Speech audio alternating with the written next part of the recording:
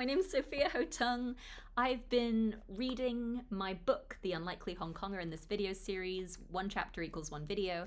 If you're new, welcome. The description will catch you. That went really pitchy. Welcome. The description will catch you up or take you back to the first chapter.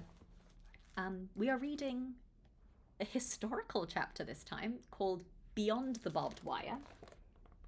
And I'm just going to get straight into it. It's page 188 if you'd like to read along. Let's go.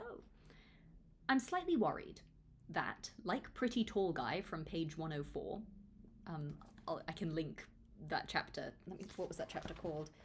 Oh my god, I just flipped to it. Okay, The Whitest Eurasian You Ever Did See was the name of that chapter. Okay, I'm slightly worried that, like Pretty Tall Guy from page 104, you expected my book to comment on the socio-political state of Hong Kong.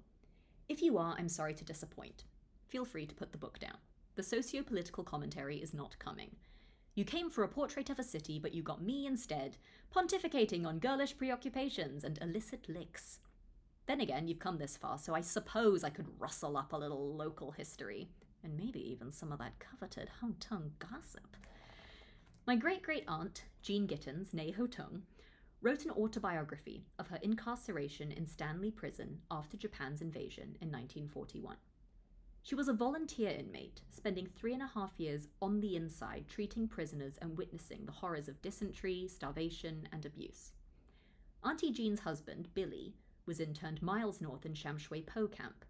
In Behind the Barbed Wire, Jean details an attempt to see him, to speak with him through the fence. The Kempotai nearly shot her for that. I think about Auntie Jean a great deal. I think about my own grandfather, being interned as a boy with his sisters in Shanghai. I think about Papa escaping Shanghai and never seeing her mother again. I think about the generational trauma that precedes me, and how I sit in my ivory tower on a MacBook Pro typing out inane complaints. I have no right to moan. In an excerpt from Behind the Barbed Wire, Jean writes, "Desperate as our plight seemed to be at the time we found that when the war was over..." Wait, no, hang on. I'm sorry. I need to phrase this properly. Desperate as our plight seemed to be at the time, we found that when the war was over, that many other camps had suffered hardships and privations far greater than ours. The large numbers who succumbed to malnutrition and disease in Sham Shui Po, Hainan, and Chang'e, to name a few of the POW camps, and the pitiful state of many of those who managed to survive, made light of our situation. Above all, the poignant stories told by returning prisoners from Japan showed how relatively fortunate we and Stanley had been. Auntie Jean passed away 1 year after my birth. We never met. But if I could speak to her now, I'd ask her about that paragraph. The woman was in a prison camp. She endured the indignities of war. Yet she felt the need to acknowledge that she could have had it worse. I wonder if, like me, she felt guilty for documenting her experiences. A sense that her story was not worth sharing, since there were others who were worse off. It shouldn't be a competition, I thought.